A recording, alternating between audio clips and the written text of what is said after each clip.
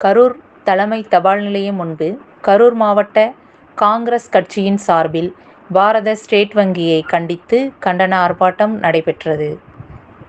கரூர் தலைமை தபால் நிலையம் முன்பு கரூர் மாவட்ட காங்கிரஸ் கட்சி சார்பில் மாவட்ட தலைவர் திரு சின்னசாமி தலைமையில் உச்சநீதிமன்ற தீர்ப்பினை அவமதித்து தேர்தல் பத்திரங்கள் மூலமாக பெறப்பட்ட நன்கொடை விவரத்தை தர மறுக்கும் பாஜக அரசின் கைக்கூலியாக இருக்கும் பாரத ஸ்டேட் வங்கியை கண்டித்து கட்சியின் மாவட்ட தலைவர் திரு சின்னசாமி தலைமையில் 100ற்கு மேற்பட்டோர் கண்டன கோஷங்களை எழுப்பி ஆர்ப்பாட்டத்தில் ஈடுபட்டனர். இந்நிகழ்வில் கரூர் பாராளுமன்ற உறுப்பினர் ஜோதிமணி மற்றும் மாமன்ற உறுப்பினர் ஸ்டீபன் பாபு உள்ளிட்ட கட்சி தொண்டர்கள் ஏராளமானோர் கலந்து கொண்டனர். நன்றி. மோடி